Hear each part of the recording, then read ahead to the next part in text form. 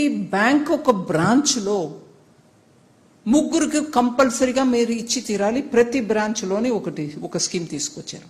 దాంట్లో ఏంటి, ఎస్సీకి ఇవ్వండి, ఎస్టీకి ఇవ్వండి, కానీ కంపల్సరీ మహిళ ఒక్కరికి ప్రతి బ్రాంచ్లో ఒక స్టాండప్ లోన్ ఇవ్వాలి. లోన్ అంటే ఏంటి, అక్కడ మీరు వస్తువులు బంగారం తీసుకొచ్చి పెట్టడమో, లేకపోతే మీ నాన్నగారి దగ్గర చెప్పి ల్యాండ్ తీసుకొచ్చి పట్టా పెట్టడమో ఏం లేదు.